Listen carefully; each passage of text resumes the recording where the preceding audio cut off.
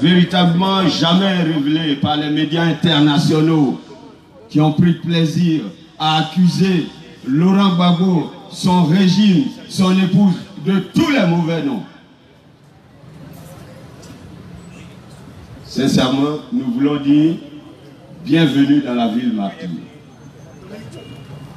Mais en le disant, nous n'avons pas l'intention de vous mener à vous apitoyer sur le sort de Diokwe avec ces chiffres tristes, macabres. Il s'agit juste de rappeler à la communauté nationale et internationale le symbole que représente le choix de Diokwe par le Front populaire ivoirien dans la célébration de sa traditionnelle fête de la liberté, la 20e du genre. La liberté, dit-on, est une quête. Et toute quête suppose des obstacles, des difficultés à braver. Voici, devant nous, en ce jour, un parterre de personnalités qui ont marché dans le feu, qui ont bravé les difficultés, et nous sommes fiers de marcher avec eux.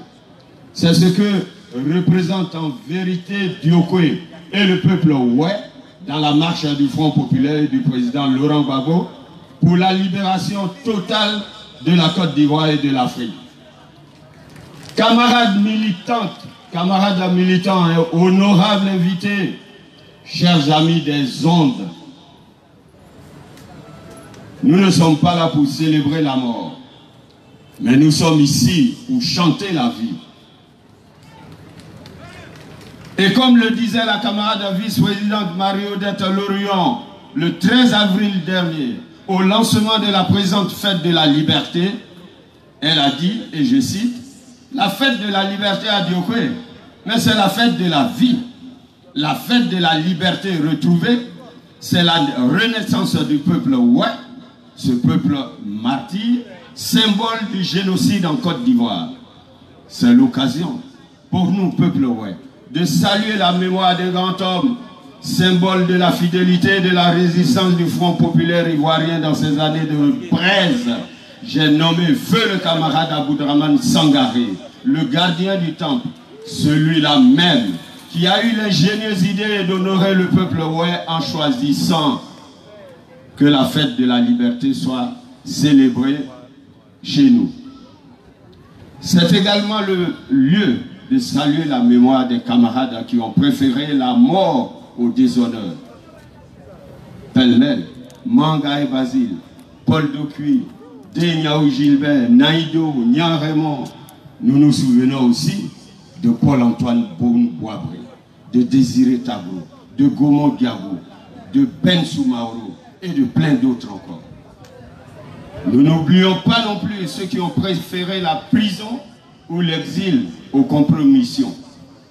Nous voulons citer entre autres le camarade professeur Hubert Olay, Émile Guiroulou, notre sœur Antoinette Méo, le vice-président Laurent Akoun, le SGA Soadou, ainsi que Alphonse Douati, le ministre secret Richard, le ministre, je dirais, secret Richard, Kofi Laza, Dosso Charles Rodet, et notre valeureux et courageux Kwa Justin, Damanal Picasse, ainsi que le ministre Kone Katina.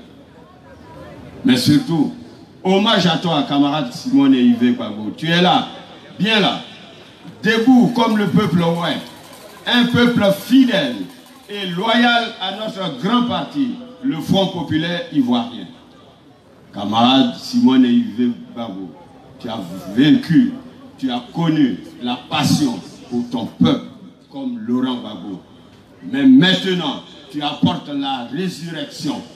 Tu annonces par ta présence l'arrivée imminente du chef, du grand chef, le président Laurent Gbagbo et du ministre Charles Blé Goudé.